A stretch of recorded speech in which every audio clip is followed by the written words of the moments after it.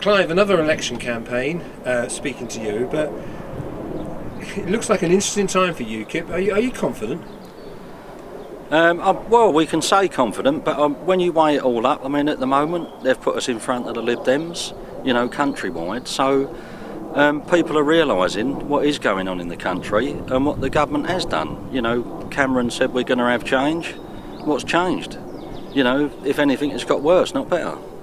You look at these statistics, say last year, and you've got guys like Roy in Stanford-le-H and Peter in the Homestead. You're picking up 350, 400 votes. That's a lot of people voting for UKIP here in the east of the borough, isn't it? Oh yeah, many people. But I think it's how it's getting around the word, and if we could get the same media coverage, and where they always say there's the three main parties, well, are we the third one now if we're running in front of the Lib Dems? Because perhaps we'll get on the BBC. It's always been a fact that they get some money from Europe, and we always say that's to keep their mouth shut. And perhaps that's why we don't get on the TV. There's a lot of issues in your pamphlet. I mean, what are the things that really concern you the most? This pamphlet here, you mean? Well, there's the one about the 101 reasons to leave the EU. Give us a couple of reasons why we should leave the EU. I think the basic one is like the £270 million it costs us a day.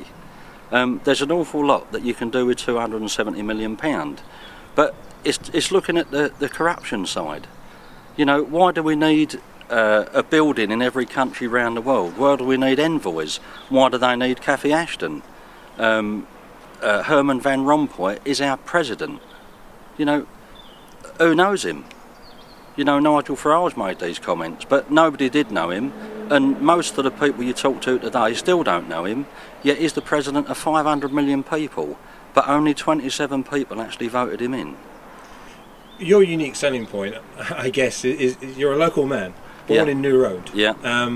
And you are genuinely concerned that Thurrock businesses are at the back of the queue when it comes to a lot of contracts and being treated properly, aren't you? Oh, absolutely, yeah, terrible. I mean, if you look at the electoral roll today, at the top of it, for this election, it says European election, Eastern region.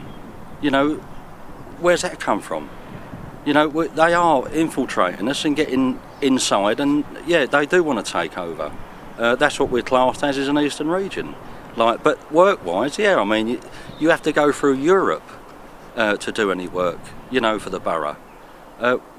European procurement, and you think to yourself, well, why is that?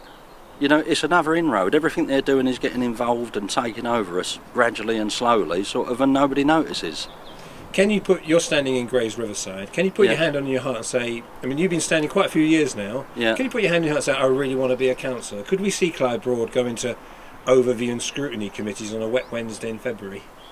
Yes, without a doubt. Do you think, as I said, 4,169 votes last year across the borough, some really interesting high counts like 400s, but do you think you can get a seat? I think so, yeah, I sincerely hope so. I mean, when you look at what this is about, the People's Pledge, wonderful result, I mean, and what it really is democracy. It's whether people want to be in Europe. That's what we're fighting against, the UKIP, that's what it was really started for. They're disillusioned conservatives, 95% of them, but the lies, nothing changes, nothing alters. So at the end of the day, I think we're going to do well. Yeah. People's Pledge came in, had a really big impact here in Thurrock, and they were visible. You were visible. Were you surprised other people were less visible?